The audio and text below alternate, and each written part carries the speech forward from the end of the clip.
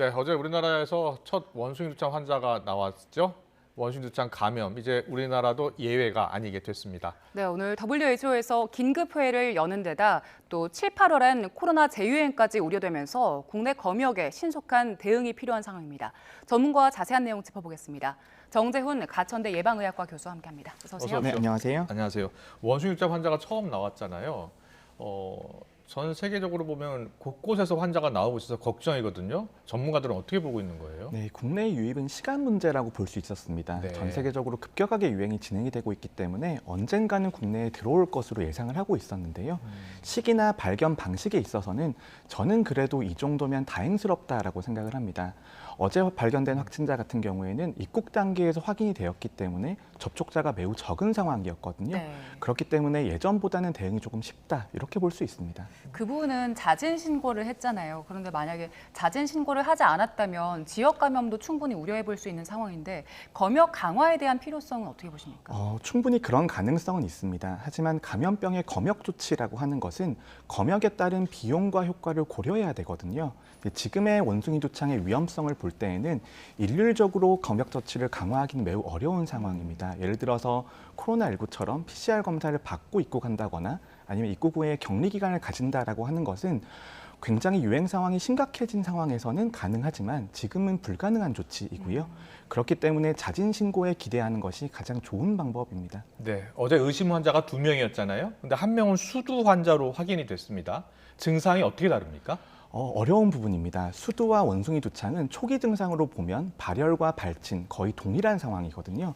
그렇기 때문에 전문의들도 구별이 매우 어려운 상황이고 조금 더 진행이 되면은 원숭이 두창 같은 경우에는 발진이 조금 더 크게 나타나면서 네. 멍울이라고 하는 림프절 비대 증상들이 있습니다. 그렇기 그렇군요. 때문에 조금 진행된 상태에서는 증상으로 구별이 가능합니다만 초기에는 거의 감별이 불가능하기 때문에 진단 검사에 의존할 수밖에 없는 그런 상황입니다. 네, 네. 지금 화면에 저희가 준비를 했는데 정말 비슷하네요. 네, 거의 증상이 비슷하고 육안으로 봐서는 거의 구분이 불가능하다라고 보셔야 됩니다. 네, 네. 그럼 전문가들도 이걸 정확하게 구별하기 어려운 상황이라면 어떻게 대응을 해야 하는 게 좋겠습니까? 앞으로도 수두와 오인되는 상황들이 많습니다. 그리고 수두는 생각보다 흔한 감염병이기 때문에 지역사회에서도 감염이 흔한 상황이거든요. 네. 그렇기 때문에 진단검사를 빠르게 하는 것들, 그다음에 의심 환자가 발생했을 때 해외 여행력이나 접촉력이 있는지를 확인을 해서 역학적인 지식을 바탕으로 판단을 하는 게 매우 중요합니다. 알겠습니다. 전파 감염을 좀 물어볼게요. 이 전파 감염이 잘 되는 병입니까? 많은 분들이 걱정을 하시는 것이 이게 공기 중 감염이 이루어지지 않을까 아니면 호흡기 감염이 일어나지 않을까 이런 부분들을 걱정하십니다.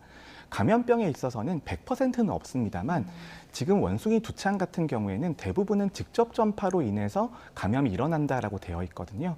호흡기 전파 가능성이 있긴 있습니다만 네. 그 가능성이 높다라고 보긴 어렵고 외국의 사례를 봤을 때는 대부분은 매우 밀접한 접촉이 있어야지만 감염이 가능한 것으로 되어 있기 때문에 코로나19보다는 전파 능력은 많이 떨어진다라고 봐야 됩니다. 네. 그 밀접 접촉의 기준은 어떻게 됩니까? 밀접 접촉은 대부분 원숭이 두창은 병변을 만지거나 아니면 병변이 묻어 있는 것들에 접촉을 하면서 감염이 이루어지는 것으로 되어 있거든요. 그래서 호흡기 바이러스 같은 경우에는 밀접 접촉이 가까이서 대화를 나누거나 아니면 식사를 하는 정도가 밀접 접촉에 해당이 될 수 있습니다만 네. 원숭이 두창 같은 경우에는 같이 숙식을 한다거나 아니면 성적 접촉이 있다거나 이 정도 수준이 되어야지 밀접 접촉이다라고 볼 수 있습니다. 요즘에 외국 나가는 분들 워낙 많으셔서 직접 접촉을 하지 않았더라도 뭐 같은 물품을 써서 올라온 분들도 계실 수 있잖아요. 이런 분들이 이제 국내 입국해서 지역 사회에 이미 전파가 이루어졌을 가능성도 있습니까? 가능성을 배제할 수는 없습니다만 가능성이 높다고 보기도 어렵습니다. 특히 원숭이 두창 같은 경우에는 매우 밀접한 접촉이 있어야지만 감염이 이루어지는 것으로 되어 있고 예. 그리고 현재는 검역 조치들이 이루어지고 있어서 입국 단계에서의 발열은 어느 정도 확인이 되고 있습니다. 거기에 더해서 원숭이 두창은 피부 병변이 나타난다라는 특성이 있기 때문에 네. 피부 병변이 나타나게 되면 대부분의 환자분들은 병원에 방문을 하실 거거든요. 그래서 놓치는 사례가 코로나19처럼 많지는 않을 것이다. 이렇게 보고 있습니다. 네. 매우 밀접이라는 기준이 조금 막연하기도 하거든요. 그런 것들은 피부 병변에 직접 닿는 정도, 그리고 옷가지나 침구 같은 것들은 같이 공유를 하게 되면 병변이 닿았던 부분에 다시 닿을 수도 있는 것이거든요. 근데 그 정도를 밀접 접촉이라고 보셔야 됩니다. 알겠습니다. 코로나19 같은 경우에 변이 바이러스가 많았잖아요. 원숭이 두창도 변이 바이러스가 나옵니까? 코로나19와 비교했을 때는 원숭이 두창은 코로나19 정도의 사회경제적인 영향을 미치긴 어렵다고 생각합니다. 그 이유가 원숭이 두창은 DNA 바이러스이고 그렇기 때문에 변이가 코로나19보다는 조금 덜할 것으로 예상을 하고 있습니다. 거기에 더해서 아까 말씀드렸던 전파의 방식이라든지 잠복기 이런 측면들을 봐서는 코로나19보다는 사회적인 영향이 덜할 것으로 생각을 하고 그렇기 때문에 변이도 조금 덜할 것으로 예상을 하고 있습니다. 네.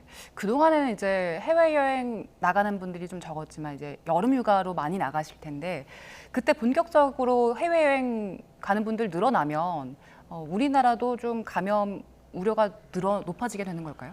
지금은 첫 번째 유입 사례가 나온 것이고요. 이 첫 번째 사례가 나왔다라는 것은 그 다음도 충분히 가능하다라는 것입니다. 중요한 부분은 유입 사례가 생겼을 때 얼마만큼 빨리 찾아낼 수 있냐라는 것이고 이 빨리 찾아내기 위해서라도 적극적으로 신고와 사회적인 낙인이 없는 상황이 매우 중요한데 만약 사회적인 낙인이 이 감염병에 대해서 예. 찍히기 시작하면 그때부터는 감염자들이 숨을 수밖에 없는 상황이거든요. 네. 그렇다면 해외 유입 사례를 잘 걸러내기 위해서라도 개인정보 보호라든지 신원 보호, 그다음에 감염병에 대해서 사회적인 낙인을 줄이는 네. 그런 조치들이 매우 중요합니다. 알겠습니다. 코로나19 그 유행 초기 때 사망자가 많이 나왔잖아요. 치명률은 어떻습니까? 현재 상황을 보면 아프리카에서 보고가 됐을 때에는 치명률이 3에서 5% 정도까지 될 것이다라는 그런 보고들이 있었습니다만 선진국의 데이터를 보면 치명률은 그 정도까지는 되지 않는 것으로 보고 있습니다. 0.1에서 0.2% 정도의 치명률을 보일 것으로 예상을 하고 있고 그리고 우리나라에서도 다양한 치료제들이 이미 도입이 되어 있고 예. 새로운 치료제들도 도입이 예정되어 있기 때문에 어느 정도 치명률은 관리가 가능할 것으로 보입니다. 지금 있는 치료제들 어떤 게 있습니까? 지금은 광범위하게 쓸 수 있는 항바이러스제들이 있고 면역 글로불린 제제들이 있습니다만 이런 것들은 일반적인 바이러스 감염에도 다 쓸 수 있는 것들이거든요. 이 원숭이 두창에 특별하게 듣는 약제는 아직까지 도입이 준비 중이고 우리나라 같은 경우에는 7월 정도가 되면 도입이 완료가 될 것으로 예상을 하고 있습니다. 치료제가 없으면 치료가 안 됩니까?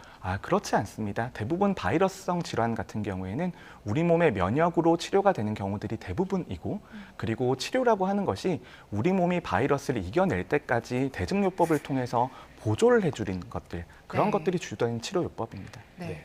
그리고 WHO가 이제 긴급회의를 열지 않습니까? 여기서 만약에 그 공중보건 비상사태를 선포하게 되면 어떤 게 달라집니까? 공중보건 비상사태라고 하는 것은 국가 간의 정보 교류라든지 아니면 정책적인 면에 있어서 공개를 강화하고 협력을 강화하는 의미를 가지고 있습니다. 그래서 공중보건 위기사태가 선포되었다라고 해서 이게 바로 팬데믹 상황으로 넘어가는 것은 아니고요.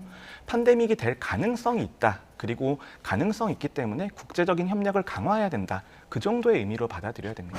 코로나19 유행 때 우리가 다 백신을 맞았잖아요. 원숭이 두창은 이미 백신이 나와 있는 거죠. 네, 원숭이 두창은 이미 백신이 나와 있고 예전부터 오랫동안 써온 백신이고 그리고 생물학적 위협에 대비해서 국내에 상당히 많은 분량이 비축이 되어 있습니다. 하지만 이 원숭이 두창에 대응해서 코로나19처럼 전 국민 접종하기는 조금 어려운 상황인데요. 예. 그 이유가 이 원숭이 두창에 대한 백신 같은 경우에는 접종 방식이 조금 까다로운 측면이 있고 네. 그리고 생백신으로 제조가 되어 있다 보니까 이상 반응에 대한 검증도 완전히 이루어지지 않은 상태입니다. 그렇기 때문에 이 두창 백신 같은 경우에는 포위 접종이라는 방식을 쓰게 되는데요. 네. 코로나19는 밀접 접촉하신 분들은 대부분 자택에서 자가격리를 하셨잖아요. 그렇죠. 자가격리에 더해서 백신 접종까지 해드리는 그런 개념이라고 이해하시면 될 것 같습니다. 네. 그 접종 방식이 다르다는 게 그러면 지금 말씀하신 그 부분인 건가요? 지금 두창 백신 같은 경우에는 1세대부터 4세대까지 4가지 세대의 백신들이 있는데 2세대까지는 한 번 주사로 접종하는 것이 아니라 침 형태로 여러 번 찌르는 상황이고요. 그렇기 때문에 접종이 조금 불편하고 그리고 생백신이기 때문에 접종 부위를 드레싱을 하셔야 됩니다. 그런 것들이 있어서 조금 불편한 측면이 있고 아무래도 코로나19나 인플루엔자 백신과는 다르게 이상 반응이 조금 더 많이 발생할 가능성이 있습니다. 네. 그렇기 때문에 전 국민을 접종해 드리기는 조금 어려운 상황이라고 볼 수 있습니다. 코로나19 유행 때 기저질환 있는 분들은 반드시 맞아야 된다고 했잖아요. 그럼 어떤 분들이 반드시 맞아야 합니까?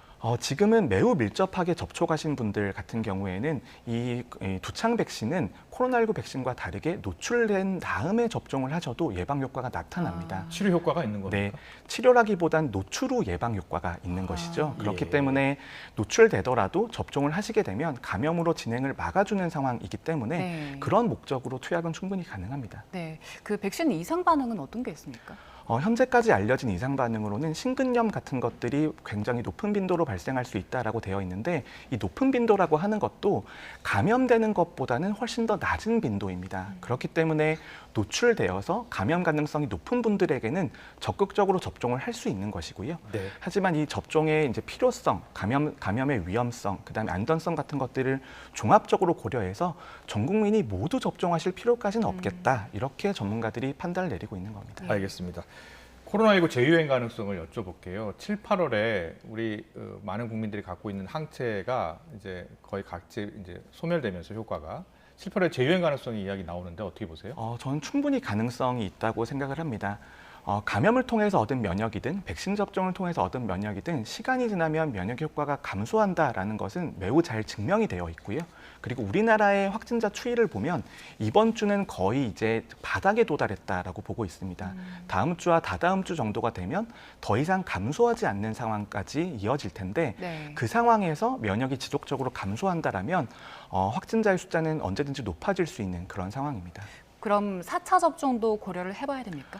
4차 접종은 백신에 있어서 업데이트가 어느 정도의 시점에 이루어지고 업데이트 효과가 얼마인지에 따라서 달라진다라고 생각을 합니다. 현재 화이자사와 모더나사에서도 백신 업데이트를 계획하고 있고 특히 오미크론 변이에 맞는 백신들을 개발을 하고 있습니다. 그래서 그 백신의 공급 일정, 그다음 백신의 효과에 따라서 4회 접종을 언제 접종하실 수 있을지, 그다음에 접종의 권고 수준이 얼마만큼 높아질지가 결정이 될 겁니다. 네, 마지막으로요. 여름 휴가 끝나고 나서 8월 이후로요.